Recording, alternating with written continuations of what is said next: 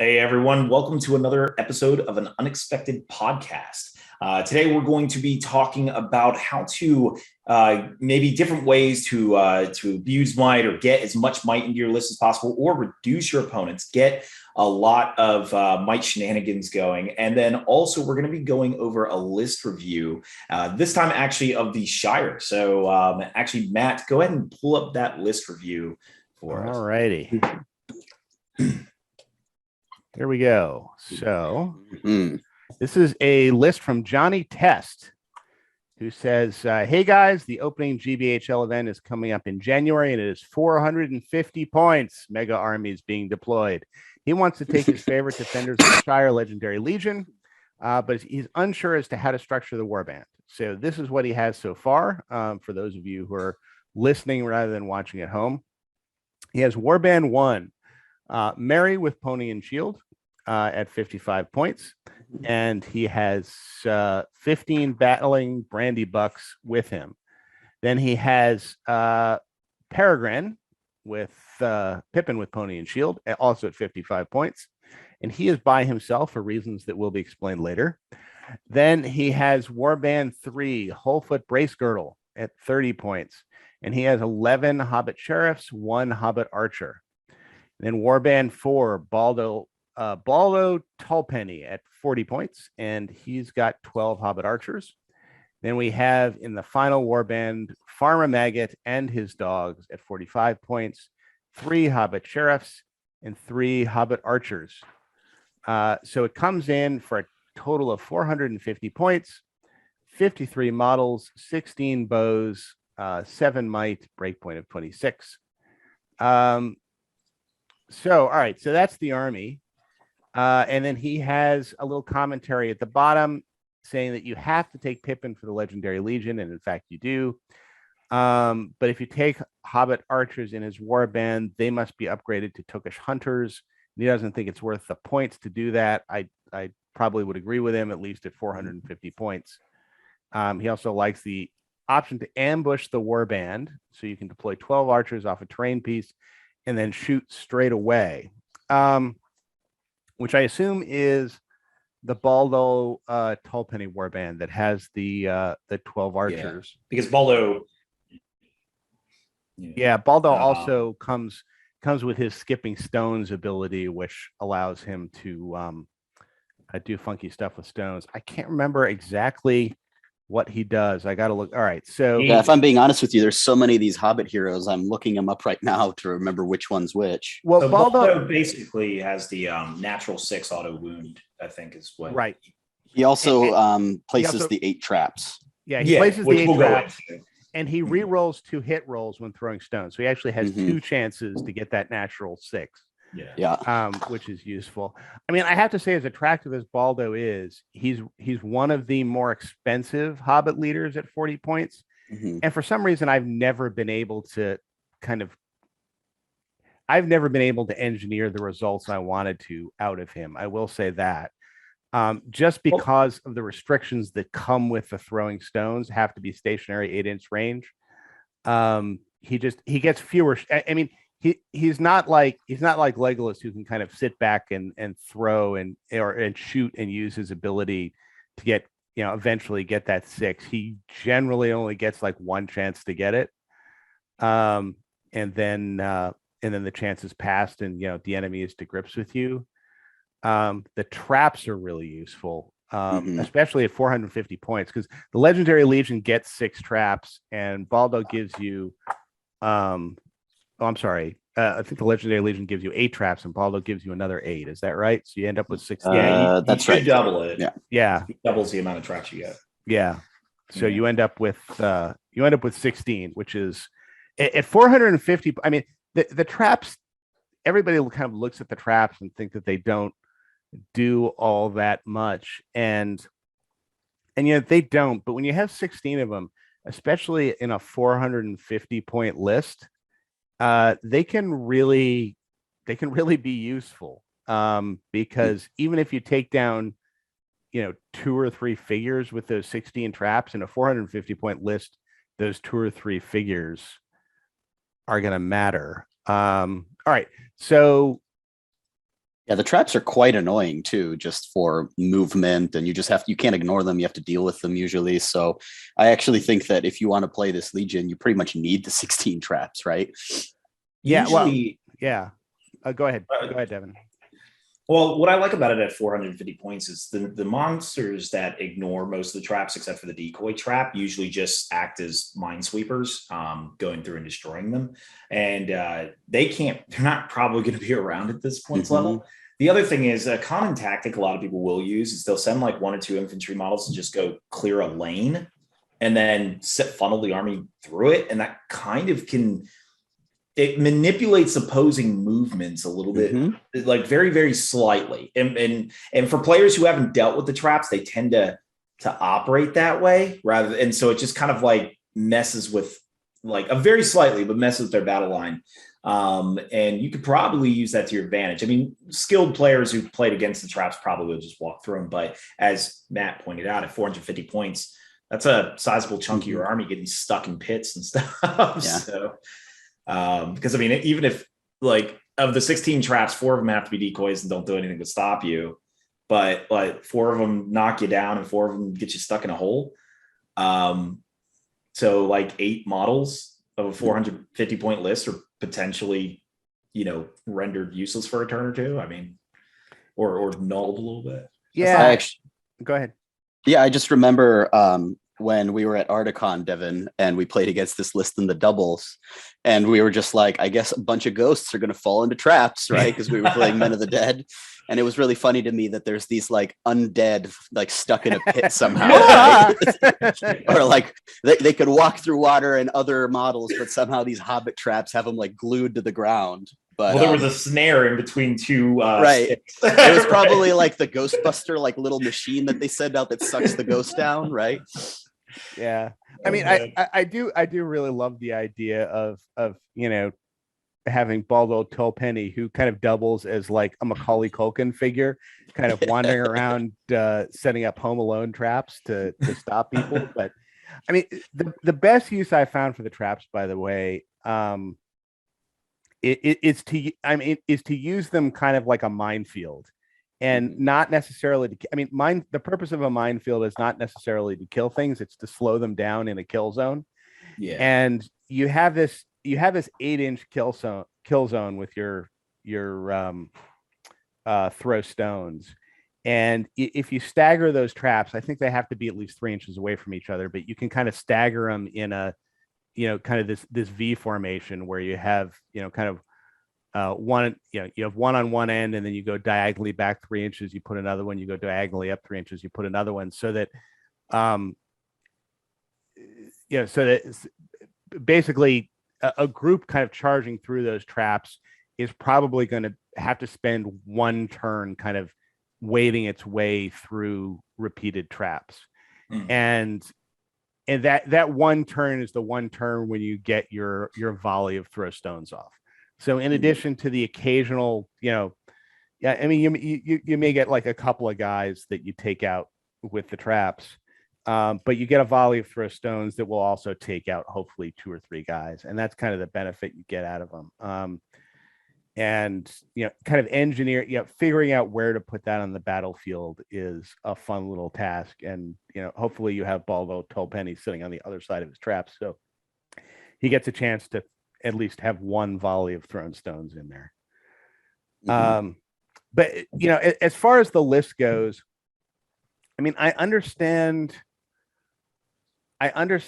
not wanting to buy any Tookish hunters for the list, but I am somewhat nervous of putting Pippin on his own, because this is a list that just doesn't do well with the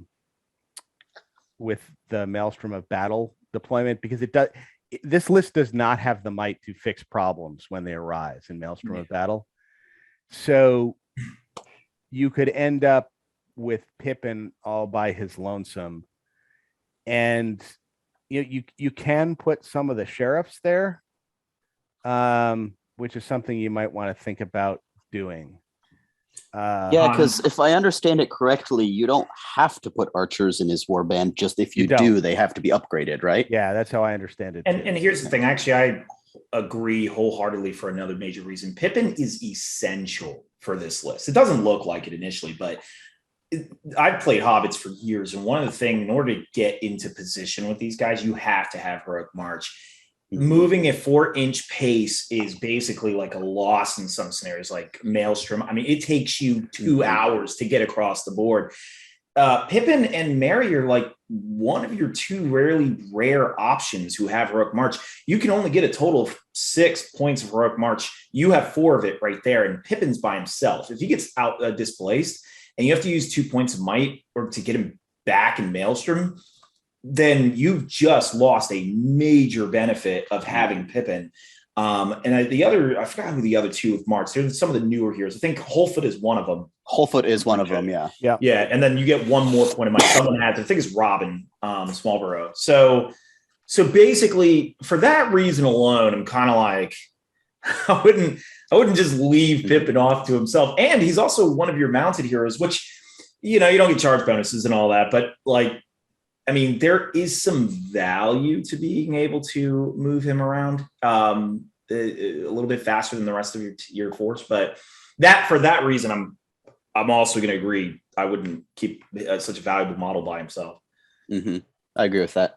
Yeah, I mean, I think I take I think Farmer Maggot does fine as a 1-drop because he's got his 3 dogs with him, and the 3 dogs can move fairly quickly. I'd take the 3 sheriffs from him, put them with Pippin, take the 3 archers, put them with Wholefoot, and then take like 3 of Wholefoot's sheriffs and put them with Pippin, so that Pippin ends up with like 6 sheriffs around him.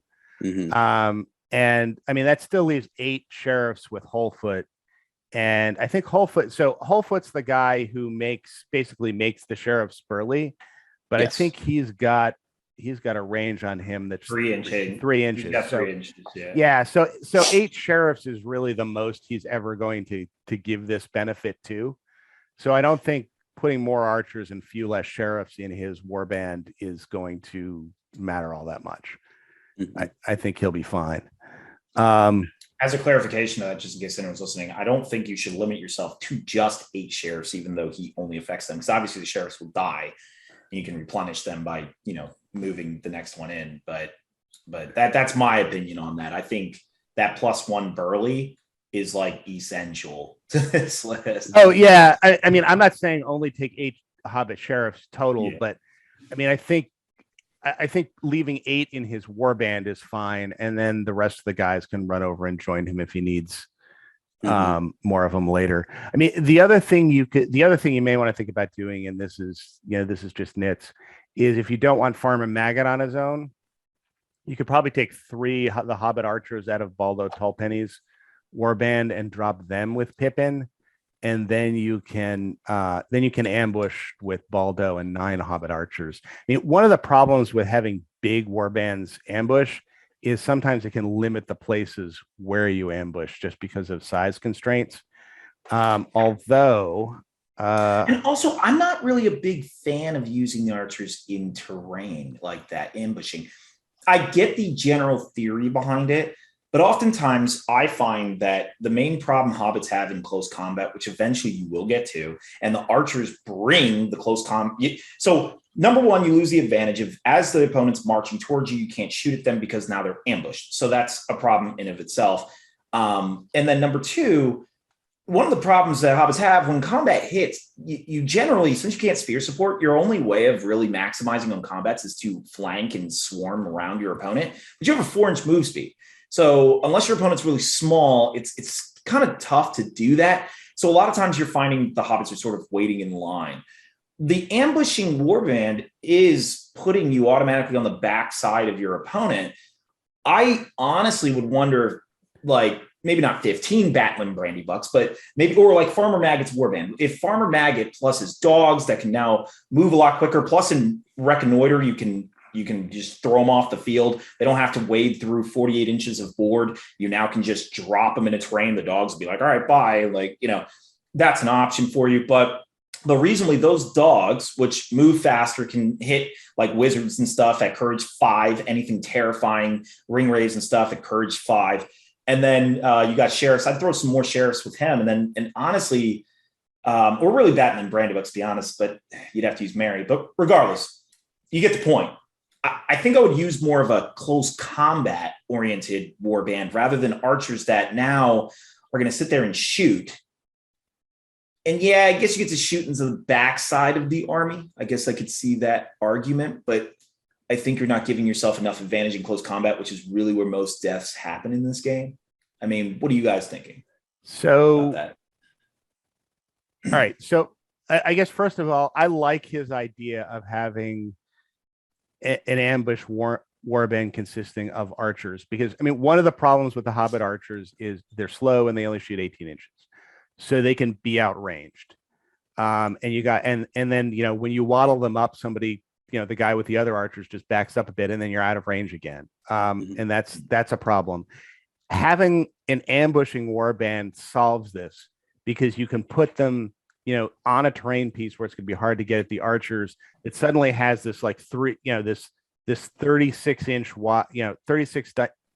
diameter circle of influence where they can shoot at stuff. And I think that's useful. And you can just plop it like right in the middle of where the enemy is, and then they just start gunning people down. And the guy's got to commit some forces to go in and dig them out. So I think that's useful. With that said, I have won games with Farmer Maggot and the ambush rules along the lines of what you just said, Devin, where and I think I literally just had a warband of Farmer Maggot and 3 dogs, and I'm like, all right, he's my ambush force, and he popped up on turn 3 near an objective I think what it actually was I know it was an objective game. Yeah, he popped up on turn 3 near an objective everybody ignored and everybody thought was out of play, and just took that objective, and you know, and that was the extra points to get me over the top.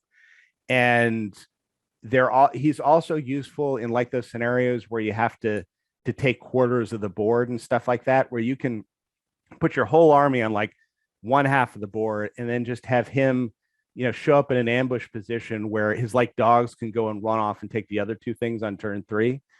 And yeah, having that ability of like Farmer Maggot and his dogs, or, you know, throw 3 archers in there too if you want, just to have some extra guys, just being able to pop up and then kind of like quickly run to where you need to grab stuff is really useful.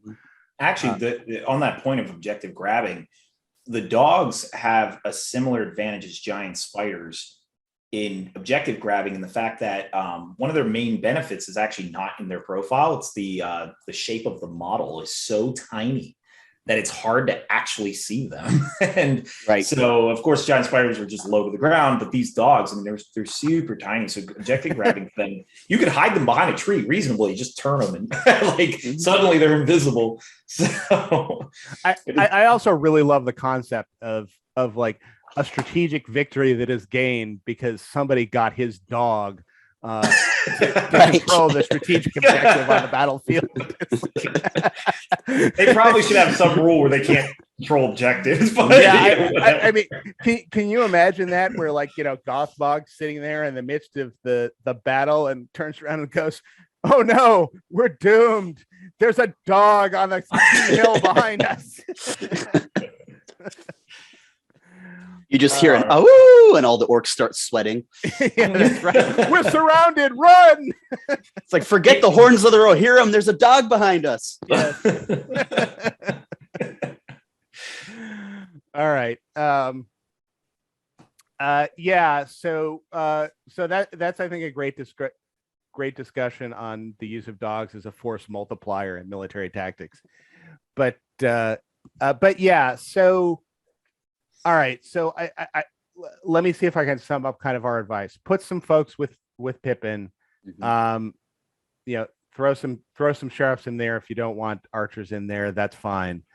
Yeah, think about shrinking Baldo Tallpenny's warband, just because I guess for 2 reasons. First, having 13 figures out of your army and 13 archers not show up till turn 3, I don't know about.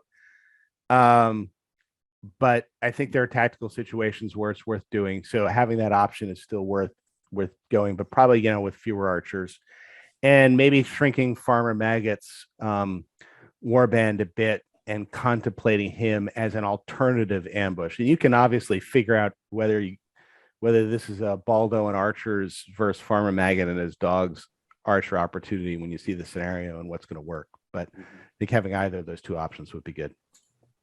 Okay, so there we go. The first of the new profiles, let's see, there's a second one, is Rashgush, War Leader of the North, who comes in at 110 points.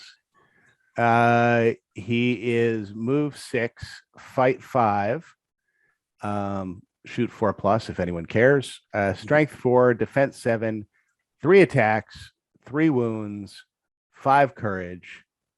And he has 3 might, 3 will, 1 fate, because he died in the movies. It's a really sad scene. Yep. And he comes with heavy armor, bone breaker, and shield. And bone breaker is a mace. Additionally, enemy models do not receive any bonus for an elven made weapon when fighting against Rashgush. I wonder why that is, but that's his thing. As we'll see, all of Rashgush's special rules kind of orient towards killing elves. His heroic actions are heroic strike and heroic strength.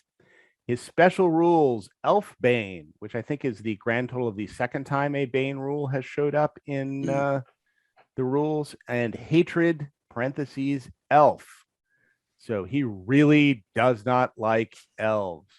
And he has 2 special rules, Beasts of Mirkwood. Orc captains in the same army as Rashgush may include bat swarms, Mirkwood spiders, giant spiders, and fell wargs in their warband as if they were from the Mordor army list.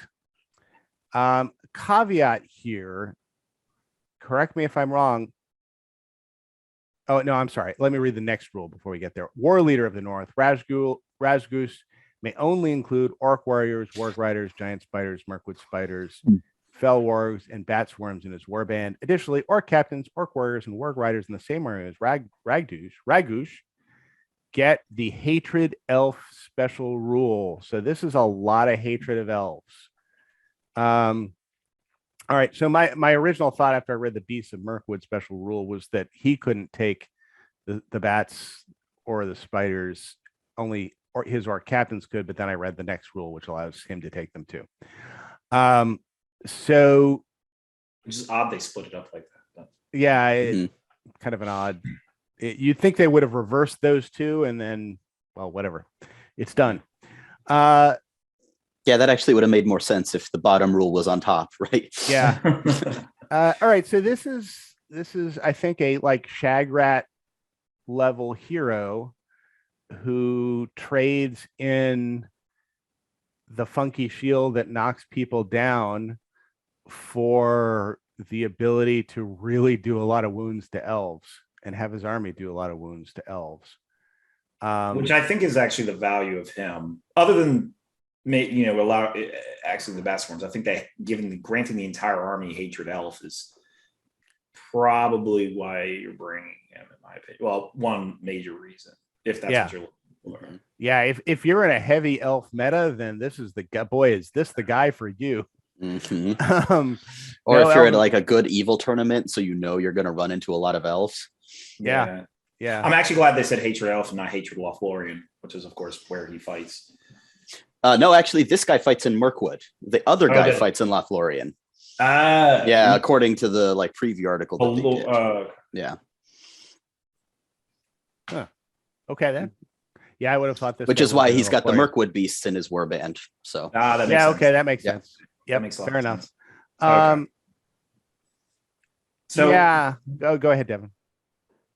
No, you see a lot of comparisons to Shagrat since the stat line is exactly the same. I think obviously Shagrat hits a ton harder than this dude on a consistent basis, but I think Shagrat's strength 5 though, right?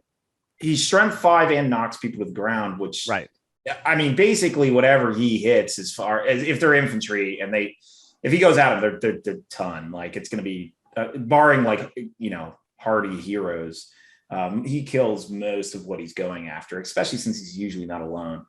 So with that this said, guy, I think this guy kills more elves than Shagrat does. no, well, yeah, with +1 to wound, certainly. Yeah, And doing +1 to wound and elf bane. 1d3 wounds. Yeah. Yeah, exactly. Yes, he will certainly murder elves. I think that in our meta, I'm trying to think. I mean, elves are pretty common considering their their convenient allies with like the world.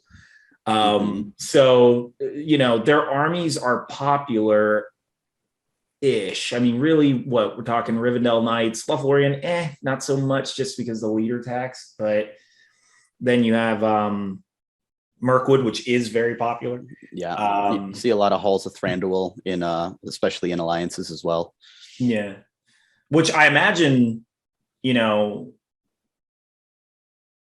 I mean, I think basically, the real value though, is you're giving Hatred Elf to all your orcs, which, theoretically, you're probably not going to bring that many, even though he can include bat swarms, Mirkwoods, all the spiders and stuff.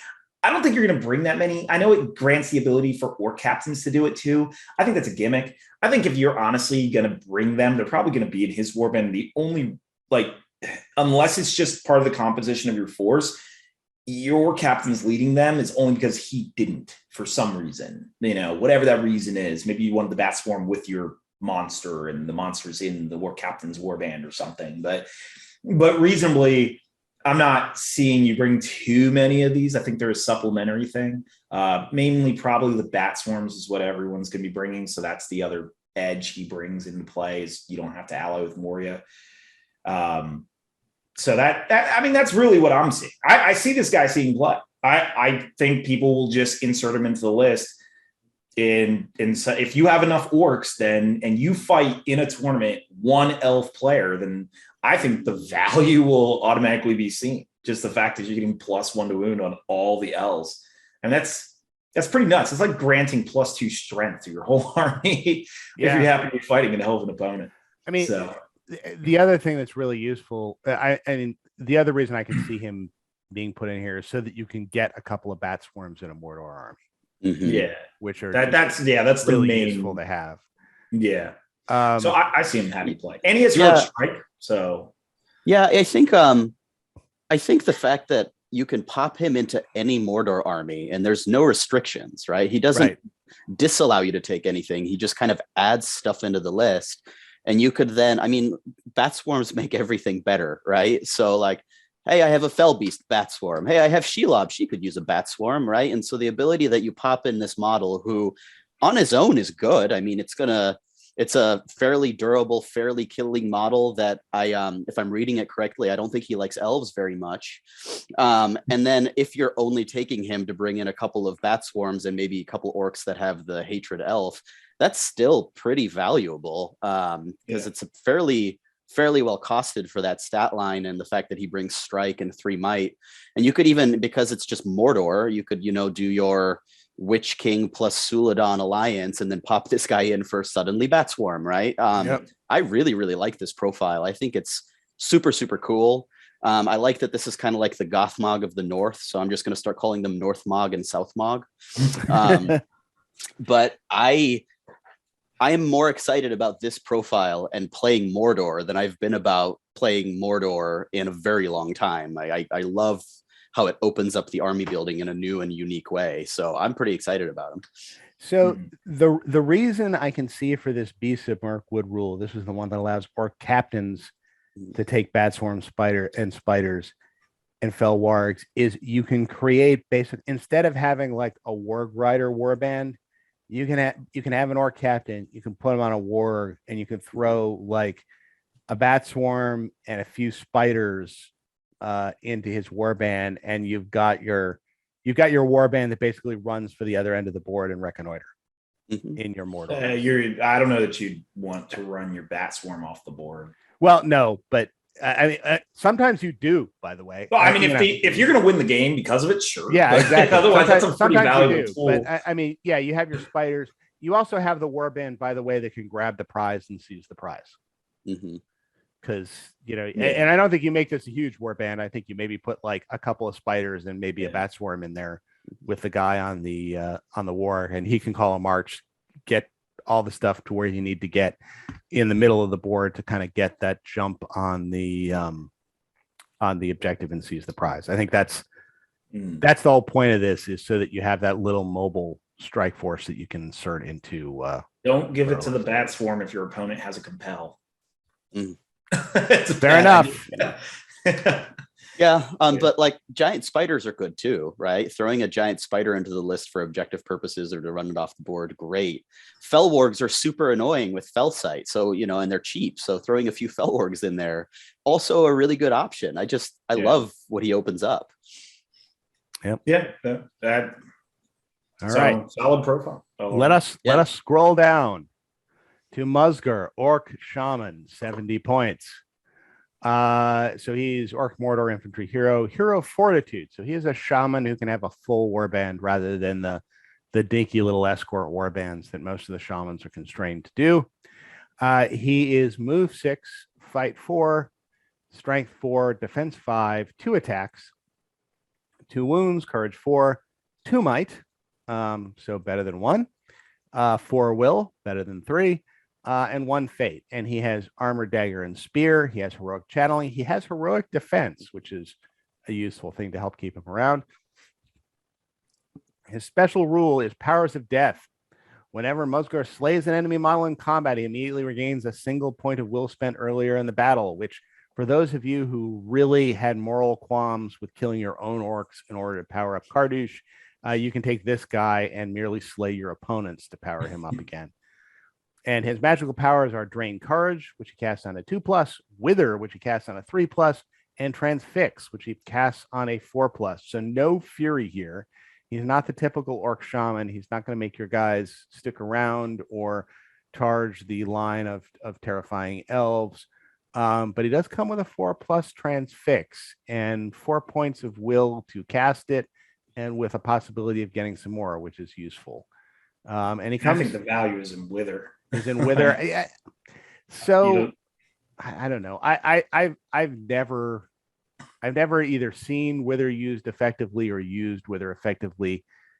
That's because it comes on a terrible model. Well, yeah, and maybe this will be the guy to do it. But I mean, the Angmar Shamans, I think, are the only model that has it.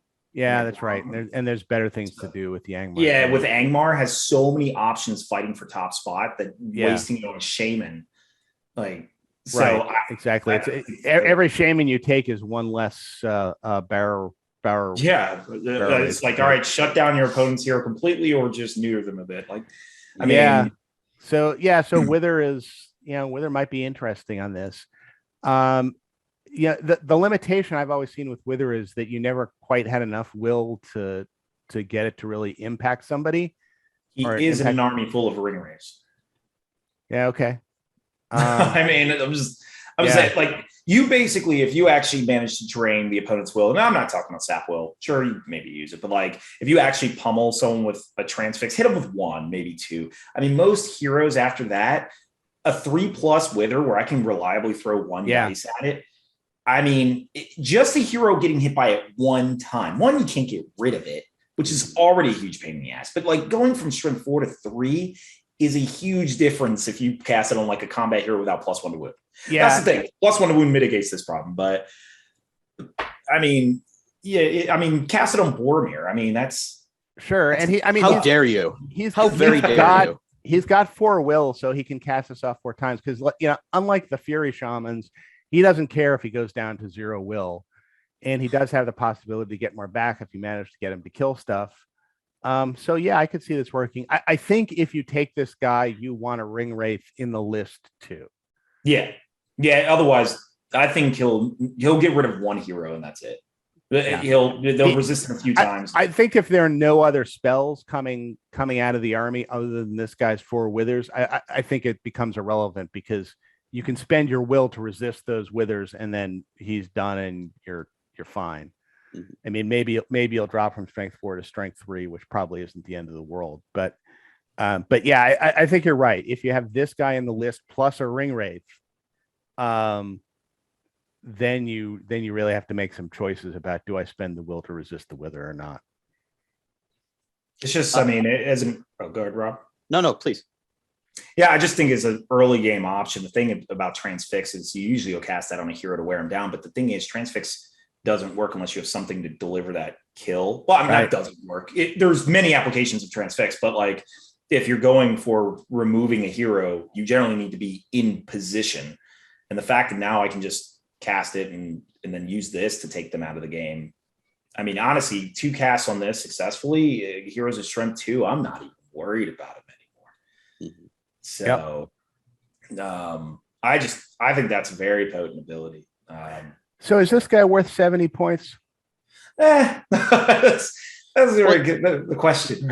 You get a lot of comparisons to the Mouth of Sauron, right? Because of the points and the similar profile. And I think a lot of people will say the Mouth of Sauron probably isn't worth the points. I think what makes this guy interesting to me is, and this in a different way, but kind of relates to the discussion we're about to have after this, is anything that can replenish its stats late game becomes a lot more interesting, right? Because when you're starting to, if you're playing against the Magic army, you kind of want to outlast the will barrage. And then once they start running out of will, you're like, all right, it's coast is clear, I can go in. But this guy fights as well as an orc captain. And if he can reliably just kill one infantry model here and there and then keep transfixing you forever, it's just as annoying as Angmar, but in a Mordor list, right? When I think that's certainly interesting. I don't know if it's 70 points interesting, but it definitely is interesting.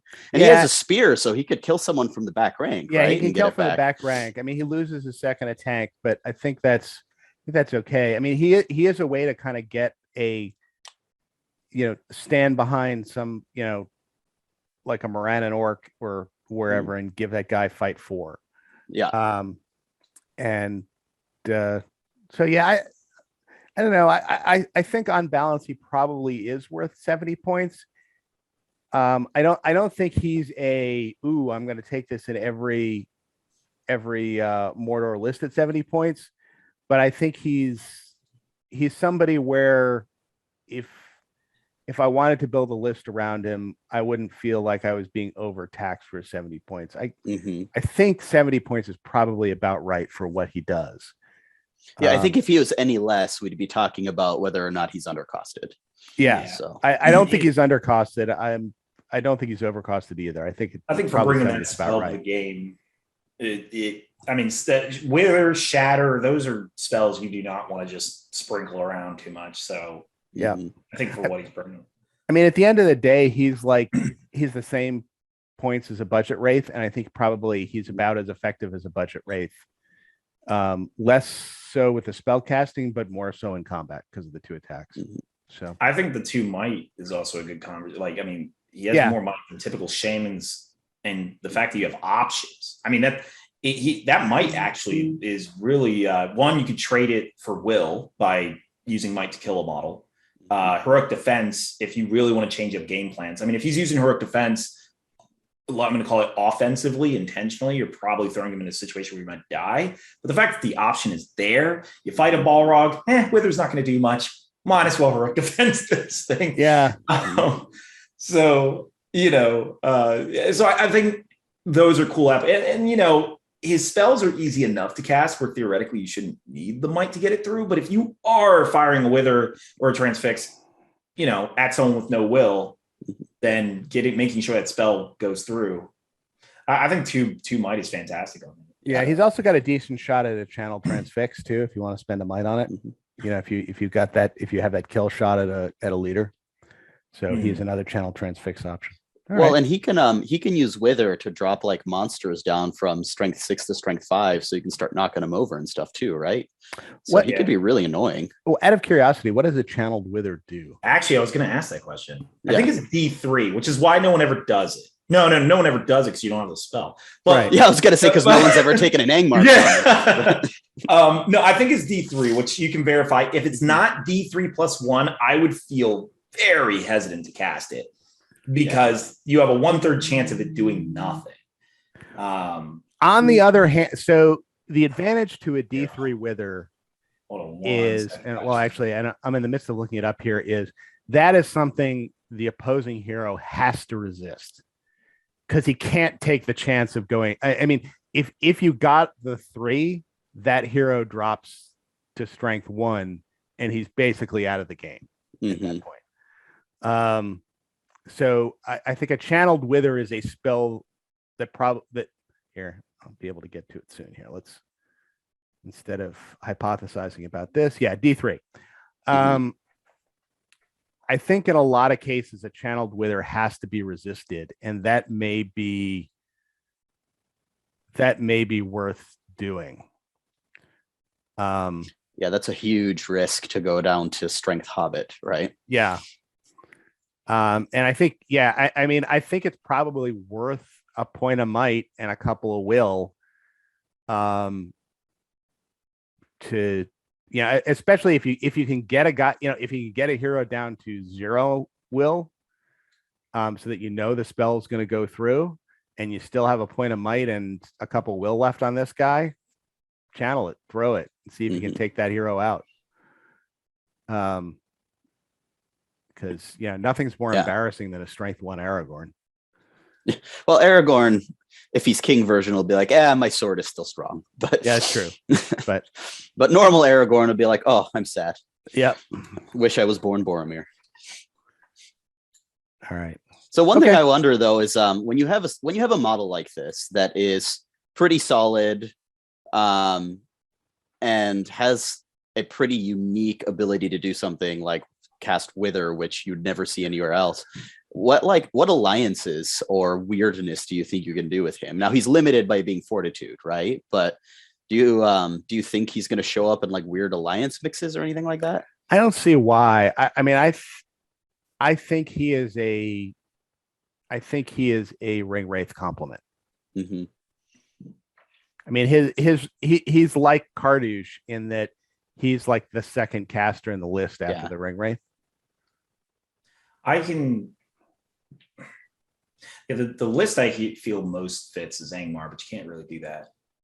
Because they're red with Angmar, right? Yeah, they're red. Yeah. So, if you could get him into Angmar, that would be incredible for the Angmar player, not for the world. But what about with a bunch of Shatter Shamans? Yeah, that's something actually I was literally just thinking of. If you had, the thing is the cost.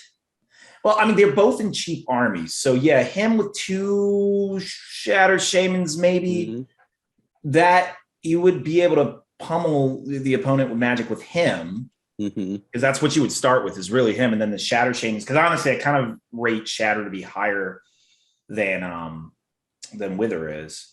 I mean, minus 1 of your dice rolls. Yeah, it's a brutal spell. So Shatter is insane.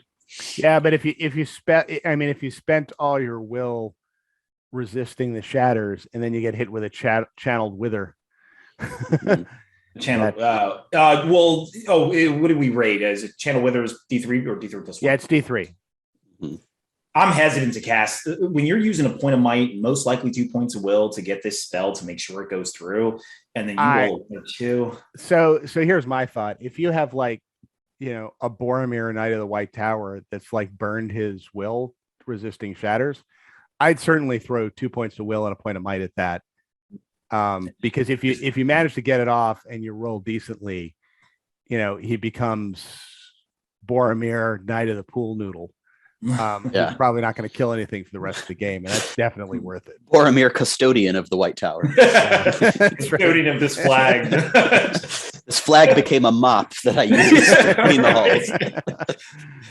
I mean that. So I think Moria. I think basically, if you're going to ally the guy, he needs to have magic complementing magic. Otherwise, he's basically going to get 1 hero maybe per game, and that's not enough to justify 70 points. So, well, I mean, other than Rob, your point, which is he can recharge later in the battle, but the problem with that is it does depend on what your opponent's army consists of. He might have he struggles against elves. Like, I mean, if he has an elven army and that's what he's got to take down to kill things. I don't have any like specific idea in mind either. It's just whenever I see a model that does something really annoying consistently like that, my first thought is, where is this guy going to show up that I'm not expecting in some weird cocktail, right? Yeah. So, and what comes to mind to me is Moria. In fact, I might try that actually. Moria and 2 Shatter Shamans. I actually had 2 Shatter Shamans and a Shade in my previous list. So you monster. Yeah, I know. Until they FAQ'd him with that. So yeah. All righty then. Those are the new profiles. All right. So our thought for the topic for this week was a discussion of might, and this is unlike the discussion. Some of the discussions we've been doing when we talked about some of the problems with concepts inherent in it. I don't think there's any particular problem with might. I think might is one of the great features of the game. And I was going to start from the premise that having more might than your opponent conveys an advantage. So it's a good thing to have and a good thing you should try and achieve. And it's good at the outset because you can do more fun stuff with it. It's good in the late game because it allows you to control the board if you've got might and your opponent doesn't at the end of the game. So the thought here was to brainstorm different ways to maximize, either get more might or maximize might, so that you have more access to might in the things it does than your opponents, either at the early stage of the game or the late stage of the game. And I can think of three general categories of ways this can be done. The first thing is you can just have more might in your army. The second way is you can have special rules or special abilities that you can use in place of might, so that where somebody else would have to spend a point of might to get something done, you can just use the special rule and conserve that point of might for use later for other purposes. The third thing you can do is you can have some sort of special rule or special ability that forces your opponent to spend might when he otherwise would not have to, so that his might drains faster than yours. I think those are the three ways to do it. Before I go on, can anybody think of a fourth way? Just as far as general categories go? As far as like draining out of it, I mean, that's realistically what all the options do. I mean, all right. Yeah. I think that's probably broadly right. Yeah. Yeah. I mean, in terms of big buckets. So, right. Okay. So basically it's have more anyway. Yep. Drain them fast because you have reasons to do it, or have special rules that functionally replace the need for might without having to use might, right? Broadly speaking. That's about right. Basically, and keep in mind, there are some that actually you literally are adding more might throughout the battle. I mean, Gandalf, Alfred combos come to mind. All right, yeah. Well, and we'll talk about specifics, but those are the three basics. More might, use of might substitutes, and taking your opponent's might. I think those are the three categories. So I think what we're going to do is we're going to do a brainstorming session, and we're going to do this in the form of a quiz show round, where each one of us is going to come up with a way to satisfy one of these conditions. We'll do category by category, and we'll go around the horn. And when somebody can no longer think of an example that falls into that category, you're out, and we're going to keep going till we've kind of exhausted all the opportunities. So basically, we're going to try and come up with a list for all of you folks of the different ways of achieving these three objectives. And hopefully some of these will be ways you may not have thought of in creating a list. So why don't we start with the most obvious category first, which is if I want more might, I'm going to put more might in my army. So, and I'll lead off because, it's easiest for me if I lead off. And I'm going to pick the most obvious one, which is you can take lots of heroes with lots of might in your list. And in order to, basically you're going to take a whole bunch of 3 might heroes that are reasonably costed. So examples of this would be Mordor lists with a whole bunch of 60 point 3 might heroes, or maybe like the Rangers of the North, where everybody comes with their own point of might. So that's my first example is lists that have a lot of cheap and accessible heroes that come with a lot of might. Let me actually add some things to that. I think there's good because you're next. Yeah. Well, I'm going to go off of what you just said, though. Fair enough. Okay. I'll add another one. There is a ratio as far as like how much you should pay for that might. And I'm kind of thinking, since we tend to go in increments of points in this game of 100, so 100, whatever, 700, 600 point games, 800 point games. I think that reasonably, if you could get a third of your arm, not a third, sorry, like let's say a 700 point game, if 300 points of that is your heroes, then and you're looking to have at least 1 point of might per 100 points, like let's just say, I think if you were to scale on that, if you could get an average of 3 points of might per basically 100 points you get. So I'm thinking of models kind of like Boromir, right? He's 110 points, gets you 6 points of might. That allows you to maximize that might. I don't know if that is what you want, where you wanted to go at in this, but if I could just throw a ratio on it, I'm thinking if you could just do it like that, 3 points of might per 100 points of heroes, kind of on average, then you are beating the usual metric most people are playing by, and you are way outmighting your opponent. And I think that there's a lot of cost-effective heroes that do that. And I think ones like Boromir the White Tower, not Boromir the White Tower, Aragorn King Al. Oh, I can't use him either because you just get free might. But you get what I'm saying. Expensive hero, Treebeard probably won't get you as far as some of the other ones. So I just wanted to throw that out there. If you wanted to have a math ratio to it, what do you guys think about that ratio? I mean, is that? Yeah, I mean, I think that's right. I mean, I think there are plenty of figures out there, by the way, that are in the 60 point range that get 3 points of might, like the Mordor captain. Yeah, the Mordor souped up captains. Yeah, and I think adding more of those gets it for you. Yep. Is going to do that better than and this is where even Grey Company could technically, for 75 points, you get 3 points of might. Now, what's it's attached to is another question, but. So for simply adding more as far as heroes, now, I mean, I'm going to call it, so we already I basically just said that, I guess, add heroes that, can, keep fueling. So Aragorn is one that comes to mind for me. I don't know if you want me to give more examples of that. There are more, but yeah, no, everything that does Aragorn like things. So just name them off. So yeah, the what's his name? The Rohan leader in the Legion. Helm. Yeah. Yep. So option. I mean, he's kind of restricted when he gets that ability, but I mean, Alfred. I mean, I'll just include it. I mean, I don't. No. All right, you've already listed two things. All right, so all right, go ahead. Just listed two. You've used up leaders that give you free might, and then Alfred, I think, is a category unto himself because he gives other leaders might. Oh, okay. All right. All right. So that's two things from Devin. I think those are two valid things. All right. What's one from you, Rob? Yeah, I'm honestly a little bit confused because Devin threw out so many things. Yeah.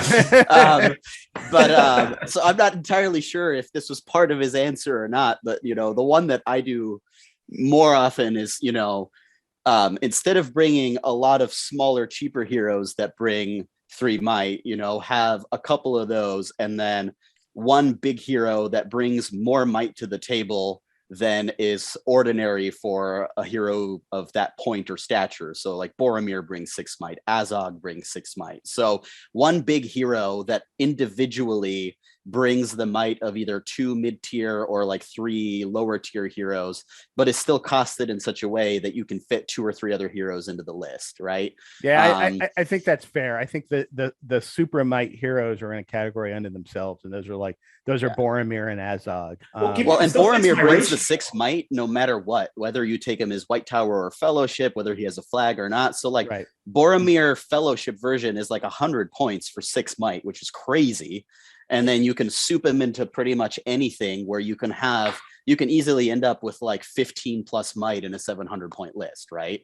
So maximizing heroes that have a really aggressive might to cost ratio, I guess, would be my answer. All right. And keep in mind, to bring it back, it still fits the ratio I was talking about, average of 3 might per 100 points. Boromir and Azog are fulfilling that. Well, they're doubling that, right? Yeah. Well, okay, so not quite, because like Boromir the White Tower, especially if you fully kit him up, your 6 points of might, you're still paying like 35 points per point of might, but he brings a whole lot of other things to the table. It's just one of the things he brings is the 6 point might battery. Yeah, but if you were to fit another hero in with Boromir, that would bring you to that 300 point mark. Then you're probably getting minimum another 2 points of might. So if you factor that across the 300 points, the cost of Boromir plus that other side hero, that you're well beating that ratio, in which case you're going to outmight your opponent. Well, I mean, by the way, I mean, if you're going to talk ratios, I'm not sure anybody beats the Goblin Captain of 15 points per point of might. And this is where I say the argument of what it's attached to. But because there's another example, I guess, Matt, right? Is bring an army that's so hoardy that you can bring so many mini captains that you get 1,000 might, right? Like Goblin Town. I think that's a variant of my I think that's a variant of my original one of which is, you know, you take like the cheap 3 might heroes and you max out on them type thing. Yeah. All right. So I'm curious, would you just drop in Goblin Captains from like Moria or someone easy to ally with just for the sake of getting that 2 points of might? Like, would you just pay the 35 points and just maybe? Because for 35 points, it's 70 points for 4 points of might. I'm not sure I would just do that, but I think I might do that along with like a bunch, you know, and throw in a bunch of cheap guys with it. I mean, sometimes you do that, but I mean, but the problem is, you know, because goblins are yellow with everybody, you can't just drop in a goblin captain. You got to drop in, what is it, Durshag or Balrog. Yeah, you got to drop in. I mean, who's also not a bad with 3 points of might. He's not a bad point ratio either, but you got to throw him in too. But in any case, so let me go on to my next thing, which is going to be Gambling, who just gives might back to your army after you have spent it.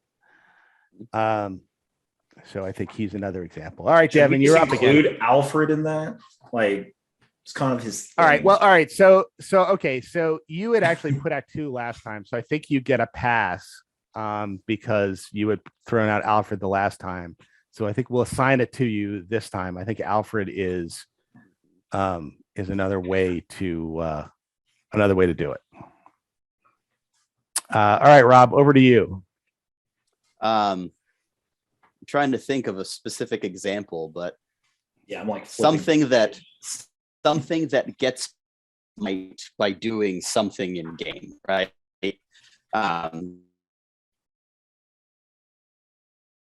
We've lost Rob. I can think of an example of that.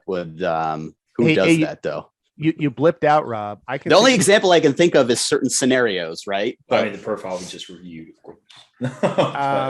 Oh no, he does well. He's well. Hang on a second. Where is the rules manual? There is a. No, hang on a second. Well, yeah. So, okay. Do you want me to gift you? All right, so I'll gift this one to you. I think we're kind of running up against ways to start with more might anyway. So we're going to start falling off. I think there's one more, and that's Amdur has this rule. Yeah. And somebody else has this rule. There's 3 people in the game who have it. It's Shagrat, Amdur, and Glorfindel. Not Glorfindel. It's an elven hero. Yeah, it is. Gilgalad. Blood and Glory. Right. That's it. Blood and Glory. That's the rule. Yeah. That's what I was thinking. I just couldn't think of exactly what it was. Yep. Yeah. That's, I think. I want an alliance of all 3 of them. I want to put Shagrat and Gilgalad in the same list. Yep. You can put Shagrat and Amdur in the same list and just get all the blood and all the glory. Yeah. So that was the last one I had in mind was Blood and Glory. Can anybody else think of any other ways to generate might for an army, or have we exhausted the potential here? Keeping in mind that our listeners will definitely let us know. Oh, they will. They always do. One. Yep. I mean, there's going to be little off key ways. Build a pony technically replenishes might. Oh yeah, there's a good one. All right, build a pony. Yeah. So right. I think that's fair. Oh, does he? Yeah, he replenishes might for the fellowship members. Barlam doesn't Barlaman do it? Barleyman, no, he replenishes. I thought he does will, right? Oh, he does will. Okay. Yeah. I mean, I don't even know the figure. So I imagine Harry Goatleaf gives might to everyone because he's incredible. So Harry Goatleaf, who can't turns on his lantern, everyone goes hasn't figured out how to turn it off though. Is there a spell in the game, or has there ever been, that gives might the way that you can give like fate and stuff? No. That would be a really interesting profile if that had a spell like that. If there was such a spell, we would all know. Yeah. I'm really digging at the bottom of the pool here because there's only so many examples of this, right? Yeah. I mean, outside of that, there is no, he regenerates wounds. So Ori technically can regenerate might. Okay. Yeah. Ori. So I'm not sure how many people. I guess you got to use his like combat form in the champions version, and then it's like, I wonder if it's actually useful to do. At that point cost. But in a way, I also wonder if we're getting out of bucket 1, which was really start with more might than your opponent, and getting into bucket 2 of get more might than them during the game, right? Well, that's not was that bucket 2? That wasn't bucket 2. Bucket 2 was special abilities that allow you to not spend might. Got it. So we're okay. Yeah. Okay. So we haven't hit that yet. Anything that actually any special rule or special ability that the result is more might gets added to somebody counts for this. Okay. I think we may be nearing the end. And we may have missed like one odd case that isn't ever used, kind of like build a pony or something like that. But I mean, for the most part, I think the point really does like Tom Bombadil do something stupid like that. Yeah, he does. Tom. Yeah. That's perfect. Tom and Goldberry both. Yeah, that's right. So, and for listeners out there about them, like they're too expensive for the points, because even if you take my ratio, it's like you're paying, if you bought both of them, you're paying 300 points to replenish theoretically on another hero. So you got to spend more points, but on another hero to add. It's hard. So by the way, Tom's ability and Goldberry's ability is technically a spell. So there you go, Rob. That is the spell that allows you to get victory. Yeah. It's crazy that exists. No one plays it. Well, I think the reason they don't play it is the reason you gave, is that most times it is too expensive. There are certain situations, like for example, in that all-end hero list, where it's not too expensive, and it's what makes the list actually work. But you're right. In most cases, Tom is not somebody you want to throw into an army that's like 2 other heroes and a horde of guys. Tom is something you want to throw into an all hero list to make. I guess if you wanted to put it all together, you could have Boromir and Gil-galad and Tom and Goldberry and everything that replenishes or brings a lot of might, and just have a really bad but really might heavy list. Yeah, I was about to say, I'm like, that would suck. But you're using all of the examples at once. Yeah. Yep. Like I really got to hang on to this might.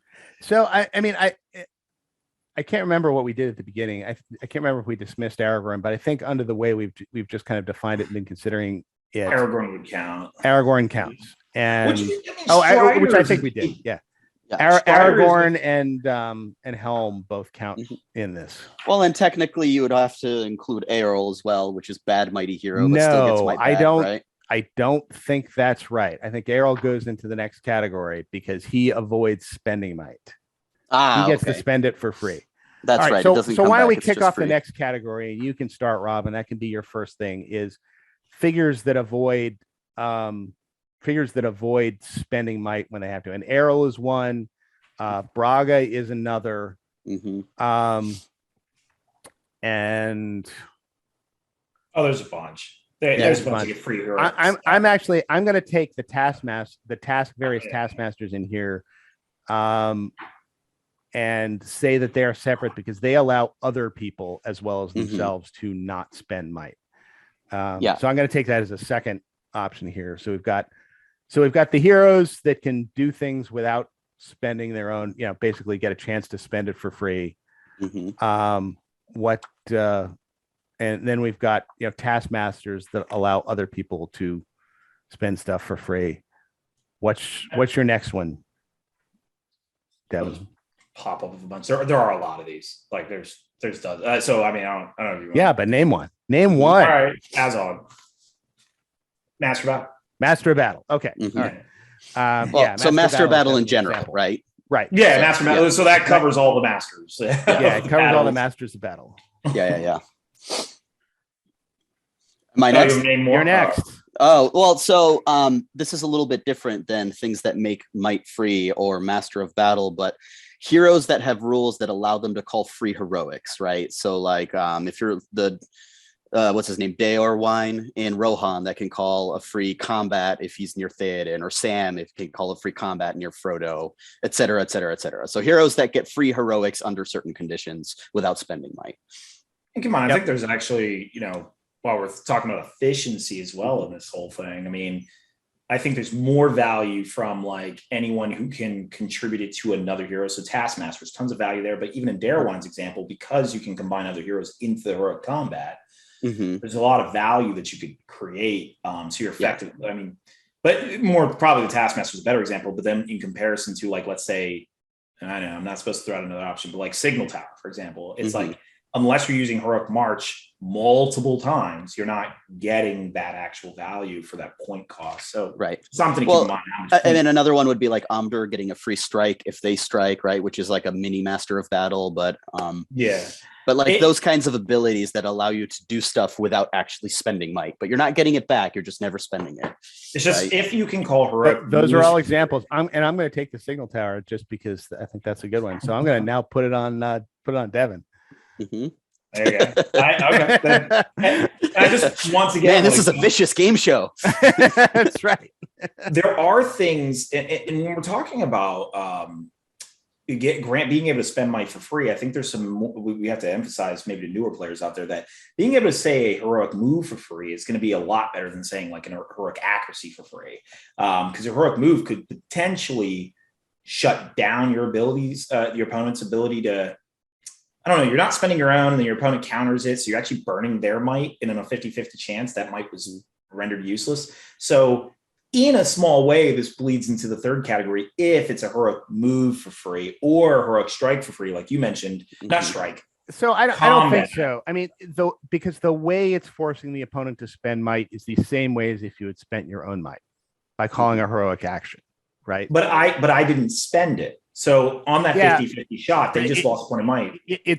But it is a way to use a special rule to get the benefits of having spent a point of might without spending a point of might, which was the criteria. Which is certainly part of this bucket. I was just saying. I mean, it's not part of this kind bucket. of a way to drain. It is this bucket. It is this bucket. I mean, it is this bucket. I'm just saying it also. What is the bucket? The bucket bleeds into the other bucket we haven't talked about yet. I just wanted to caveat that in case I forgot. It seems there's a hole in our bucket, dear Liza. All right. So anyway, do you have Elendil. Yeah. Elendil. What's Elendil? Hero combat. He gets free hero combats. Yeah, but Rob's already called that. Oh, so we're just saying total combat, hero combat. Yeah, he is. All of the okay, got it. All right, so then I guess you have weird cases like Narzug. All right, Narzug, perfect. That's a good one. Yep, free point of might to spend on shooting. Yep. All right, Rob, you're up again. So this one is skirting the line, but I still think it counts. Heroes that have an ability to add +1 to their wounds, because that is a might you wouldn't have to spend to wound something. On a lower number that you might not have rolled and would have had to might otherwise. That is perfectly fair. Okay, so I'm going to go with Biffer, who gives you, if you can manage to get the axe out of his head, gives you free heroic moves, which is absolutely amazing. So, what was it, that dwarf episode we have where you just bring the cheap Biffer and just generate? And I think until we did that dwarf episode, I had never really consciously thought about that rule because I don't think I'd ever used them. And then Alistair was like, "Yeah, you idiots, the best dwarf is Biffer," and we were like, "Oh yeah, that's a good." And he was like, "The only one exists." Yeah, that's right. Like we went through all the dwarves in 13. Like we're like, who? And then he said, and we were like, "Oh yeah, good point. I wish we thought of that." So all right. I guess we're sitting at you. No. I mean, okay. So because we hit all the broad categories, which knocks out a lot of the ones that I was talking about. Mm-hmm. So reasonably, there are heroes in the game that spend other people's will as might, like Gothmog's Enforcer. They suck, but technically, you're not. That's perfectly valid. Yep, Gothmog's Enforcer. Mhm. Yep. Yeah. Will for might. Okay, Rob, you're up. Have we already covered things like the Iron Hills Ballista that just get to call Damn shoot it, for that free? was mine. Oh, You technically didn't we say call all heroics though for free? That's the category. Like yeah, I think we're starting to run up against it again here, so we're gonna start getting desperate. Technically, the Iron Hills Ballista is different because it shoots as if it doesn't call a heroic in that it can't call with me. I'm gonna give it to Rob because I think it was kind of a separate a separate category. All right, so you know what I'm going to do are we should have done a thing where figures not be able to name something loses. Yep. Well, that was the rule. Oh, was that? Yeah. Was that it? I'm completely screwed with that game. So I am going to go with figures that have the ability to use will to increase their fight value, of which there are a couple. Because that is a way basically you can substitute that for heroic strike. And I'm thinking Kamul is one. I want to say there's another one that's out there that has the capability.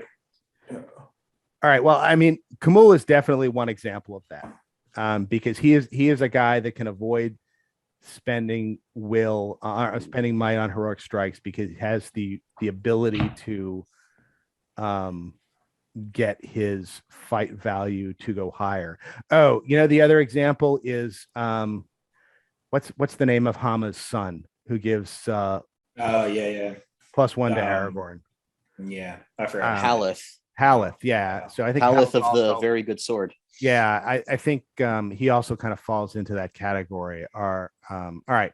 So ways to up figures that kind of up fight values. All right, over to you, Devin.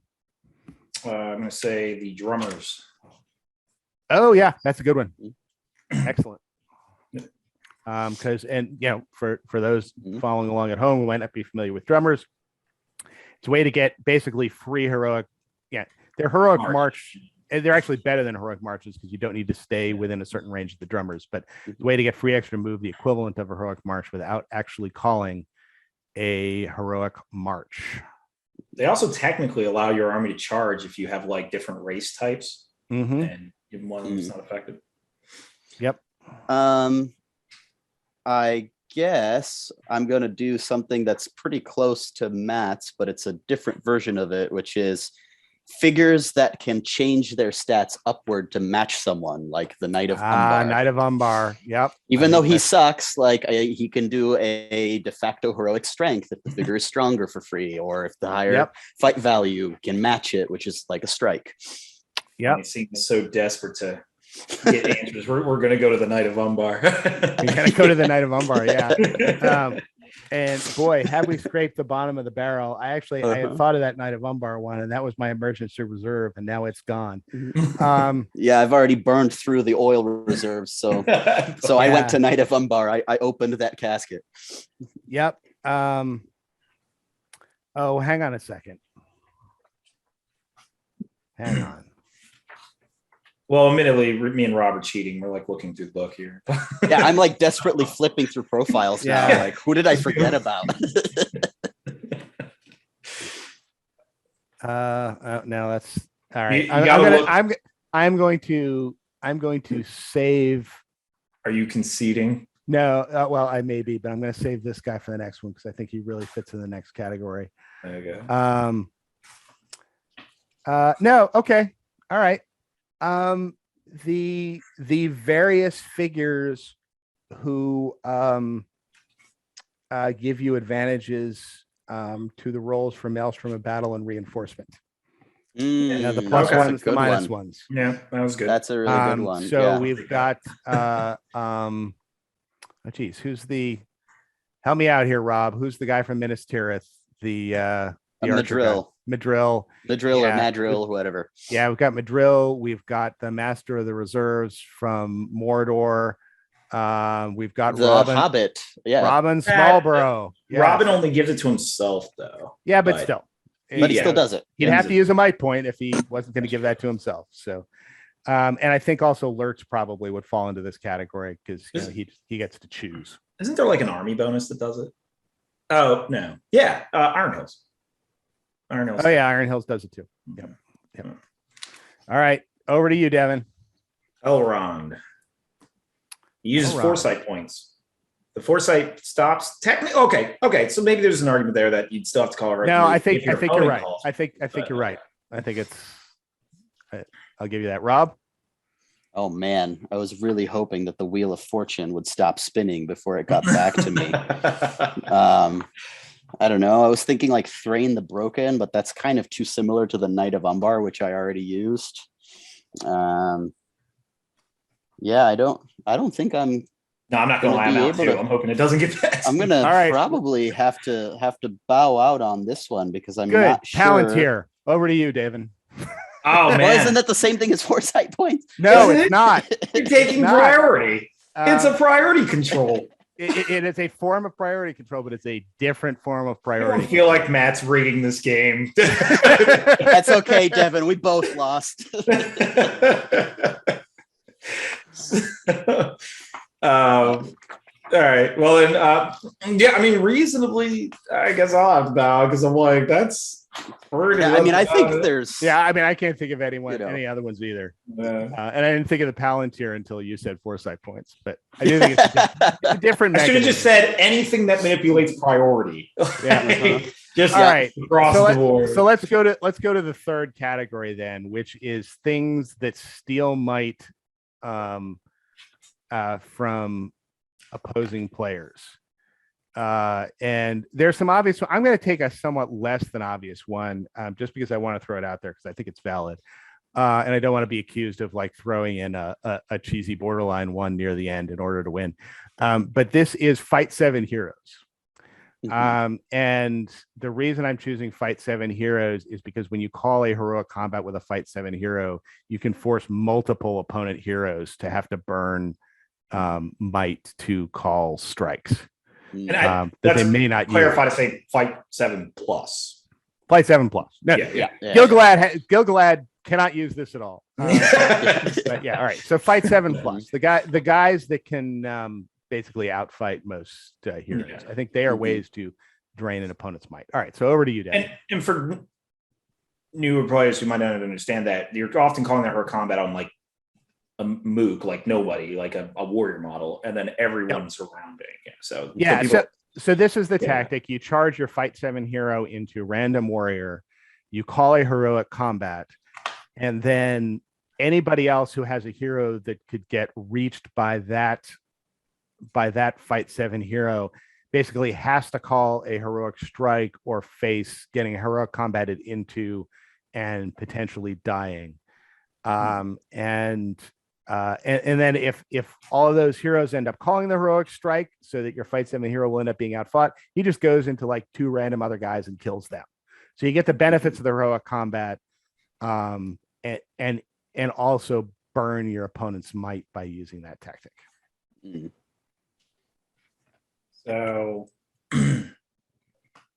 I guess I already mentioned the whole heroic move thing earlier, where if you have heroes that can call it for free, you can burn people's might, forcing them into that position. But without taking the obvious Grima, I'm going to see if I can think of another one really fast. Well, I mean, I won't name a bunch of them. I'll just take Grima for now. Grima, all right, Grima's an obvious one. Grima and his ability to force other people to spend double might.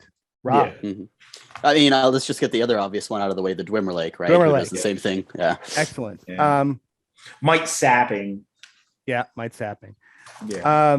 So, all right. So I wonder if this could be considered. I don't think it can, but one thing that we all forgot in the last category of might equivalents is the ring. Oh, yeah. Because I guess basically, depending on how you look at it. yeah, it's basically like I'm going to put on the ring and I am going to strike higher than just about anybody else can. Yeah. You know, Isildur puts on the ring and he outstrikes everybody. Right. So, all right. So, with that said, other ways to drain opponents' might. Oh boy. All right. So we've gone through the Drummer Lake. We've gone through Grima. We've gone through heroic combats. All right. I'm just going to go with. I'm going to go with spells. So you're just blanket saying spells. Yeah, basically, I mean, I can make it more specific to say spells that must be resisted. Yeah, exactly. Yeah. And therefore, the guy's got to spend will, and then if he blows it, he's got to spend the might to do it, because being able to cast those critical paralyzed spells or those critical transfixes is a way to force people to burn might in lieu of will. Mm-hmm. All right. So spells blanketed. That's what I should have said for priority control. It's blanketed. Let's see here. So we got, as far as sapping, I guess we can talk about models like the Shade that drop in the same way that we said models that increase fight statistics is basically like adding a might. Oftentimes, -1 to rolls like a Shade are going to force your opponent to might back to the 6. And that is the most common application. I think the Shade is definitely an example of that. Mm-hmm. So, but I'm going to blanket that all the -1 penalty to fight rolls. Okay. Mm-hmm. Or wound rolls. So shatter, Yep. Oh, shatter's spelled. All right, Rob, over to you. So this is a bit unconventional, but I'm going to go ahead and say monsters, because monsters tend to have really high stats. And if there's a chance that they could either fly over you or barge into you, you probably have to call a defense or a strike or something preventatively, which is kind of like your heroic combat example, but monsters specifically. I would actually say even more so.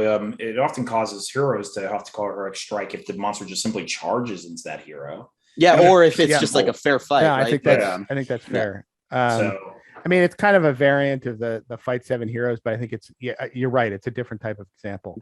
Well, and then another variant would be like free heroic combat models, like you mentioned, Elendil, right? They're all kind of the same principle, though. Right, same principle. Okay, so I'm going to go with the Mumak War Leader, who very specifically. So the Mumak War Leader has this, the zone of perhaps canceling your heroic moves around him on a 4+, and I think that certainly qualifies.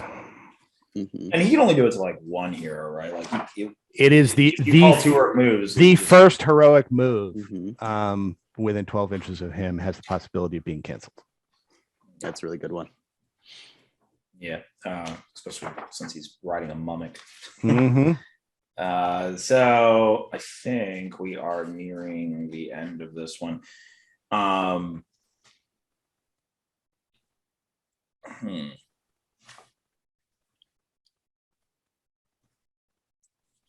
it's another one we forgot. I mean, we kind of called this, but was Rosie from the last one, who allows. Well, It's kind of like Build a Pony, isn't it? Yeah. Well, no. Or like the children. Well, Rosie lets Sam fight better, so right? I think Rosie and the children are a separate category that we didn't mention, which is they convey the ability for somebody else to call a free heroic, as opposed to just the guy coming with the free heroic itself. So yeah, I guess that's kind of the same category as like Dare Wine and stuff, though, right? Where it's like conditional free heroics. Yeah, fair enough. Yeah. Okay, so we sort of called them. But here, there's another example for you out there. Yep. Yeah. All right. But anyway, we're still. I'm just trying to distract Devin, who's desperately trying to find another. I am. I'm like, I may have to admit defeat on this one. I guess because I honestly cannot think of or find anymore. And I'm trying to think of the new models and profiles, but I don't think any of them do it either. I'm gonna ignore legions. I'm sure there's some legion out there with a gimmick, but I don't have memorized them all. So there is, well, you know what? There is. I feel like I'm grasping saying this. I'm going to say it. I don't think it counts. I think I'm sort of admit defeat. But if you create a threat that is so severe, like the mortar catapult firing skulls at a hero and causing that threat of running off the table, I mean, arguably they'll have the courage to resist it. But, another example is like doing her, whom, that threat of that shot group makes you kind of almost want to shoot back first. But yeah, it's really reaching. It's creating a scenario forcing an opponent to spend might. This is no different than having Nine Hills Chariot or a Mumek about ready to. Yeah, that's right. Yeah, cavalry charging you. Yeah, exactly. Yeah, it's reaching. So that's why I'll be like, I can't think of it anymore. So yeah. All right. Rob, can you think of any more? Well, so I guess an example that you're talking about, Devin, that I think is relevant, and if you agree that this is, I'll give it to you. But like the Golden King, right? Like you could basically de facto make sure that a model has to spend all its might to pass that test, for example, right? Yeah, I think I think I'm gonna have to give you the Golden King. I think that's because that's so you're welcome. I just eliminated myself for your sake, but right. Because I mean that is realistically in this game a majority of the ways, like assuming your army doesn't have a special rule for it, a majority of the ways you force spending might is to put your opponent in a situation where the model will die. Mm-hmm. So that's generally the most common, actually, kind of way of. Well, and so the one that I was thinking for mine, but it might be pretty much similar to what you had kind of just brought up, is models that force tests that if you fail, you might have to spend might to pass, right? So like Dead Marsh Specters or Sentinels that can move you around. And if you just really don't want that to happen and you really roll poorly, you just have to spend the might to. And that's a very fringe case, because how many times is a Dead Marsh Specter making your Boromir move somewhere he's going to die, for example, right? But like theoretically it can happen. And that's, exactly. It's just like putting your opponent in a situation where if you don't do this, you will die. I mean, it's a very general case. I mean, I suppose that's a variant of the spells thing. And I guess if I left my spells example in, I got to leave that one in. Which I guess brings it back to me. And boy, am I we're I think Devin, you scraped the bottom of the barrel, and I think Rob licked it. Really scraped it. Yeah. I'm still tasting it. So let us. Well,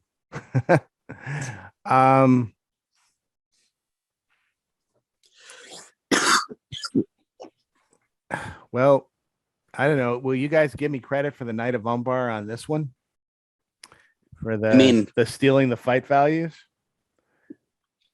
To force you to have to strike? Yeah. To beat them? Yeah, sure. Why not? You use the Knight of Umbar, and that's punishment enough. All right, Knight of Umbar.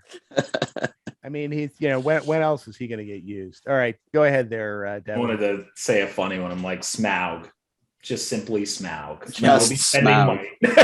You will be spending the might. But obviously, he kind of goes into the category of what I had mentioned earlier. So, like, you're going to die. He's actually a lot of the categories. He spells, fight 9. So that is it. I guess for me, I have to concede out. I think we have really wiped out all the situations where you're spending might. I mean, especially since I've included all right. If you're gonna die, you're gonna spend it. So hopefully that gave folks some ideas of ways they can kind of win the long-term might game that are less obvious than simply taking Aragorn. And that was the point of the exercise, was to come up with different ways that you can kind of be on turn 6 and be the guy who has that point of might left when your opponent does it. And hopefully that'll be enough for you. So Well, I think the ultimate lesson here is that you just have to take the Knight of Umbar, since he came up twice and is clearly the most efficient. I didn't hear many other models come up twice. Boromir and Knight of Umbar. I think they're on equivalent levels now. I think so. I think that is definitely the case.